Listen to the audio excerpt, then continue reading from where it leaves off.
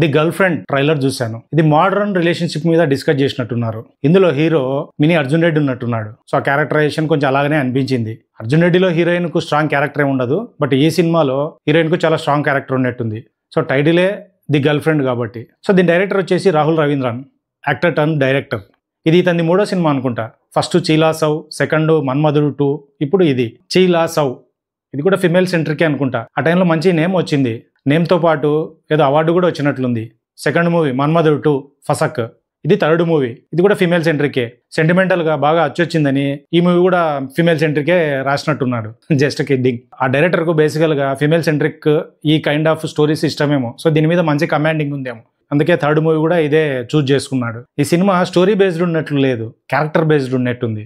So main 3 characters మధ్య నడిచేటట్లుంది. That 2 క్యారెక్టర్సే strong characters ఉన్నట్టున్నాయి. Friendship, love, obsession, possessiveness. So వీటి మీదనే డిస్కస్ చేసినట్టున్నారు. ఆ ఎమోషన్లు కూడా కొంచెం గట్టిగానే ఉన్నాయి. ట్రైలర్ అంతా చూసిన తర్వాత నాకు ఒక స్టోరీ అర్థమైంది. సో రష్మిక ఇందులో ఆర్థడాక్స్ ఫ్యామిలీకి చెందినట్లుంది. సో వాళ్ళ ఫాదర్ వచ్చేసి రావు రమేష్.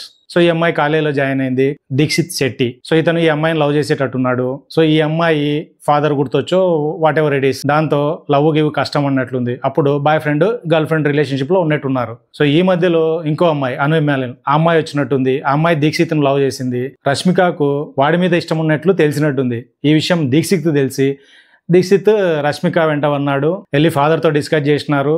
సో మాది గర్ల్ ఫ్రెండ్ ఇదే కాదు, ఇద్దరం లవ్ కూడా చేసుకుంటున్నామని. సో దీంతో ఫాదర్ బాగా డిస్టర్బ్ అయినాడు. దీనివల్ల రష్మికని దూరం పెట్టినట్టుంది. సో దాని తర్వాత వాడు బాగా అబ్సెసివ్గా ఫీల్ అయి పొసెసివ్ అయిపోయి సంథింగ్ లైక్ దట్ అక్కడ నుంచి బట్టలు చించుకోవడము, బ్యాట్లతో కొట్టడము, సో జరిగేటట్టుంది. సో ఇది నా పిచ్చి స్టోరీ. యాస్టీజ్ ఇదే ఉంటుంది ఖచ్చితంగా ఉండదు, బట్ ఇది నాకు ట్రైలర్ చూసిన తర్వాత నేను అనుకున్న ఒక స్టోరీ. ఇది విజువల్స్ అయితే బాగున్నాయి. లవ్ స్టోరీకి ఎలాంటి విజువల్స్ ఉన్నాయో ఆ ఫీల్ అయితే ఖచ్చితంగా ఇచ్చింది. సో మ్యూజిక్ కూడా సూతింగ్గానే ఉంది. సో రికార్డింగ్ ఒకరు, మ్యూజిక్ ఒకరు అనుకుంటా. సో డైలాగ్స్ కూడా కొన్ని చాలా స్ట్రాంగ్ గానే అనిపించినాయి. సో క్యారెక్టర్లు, వాళ్ళ పెయిన్, వాళ్ళ ఎమోషన్స్ ఇవన్నీ గట్టిగా అయితే వర్కౌట్ చేసినట్టు ఉంది చూస్తుంటే. ఓవరాల్ గా అయితే డీసెంట్ గానే ఉంది ట్రైలర్ వరకు అయితే. So cinema November 7th release. So cinema చూసిన తర్వాత మరికొంత డీటెయిల్ గా మాట్లాడుకున్నాం.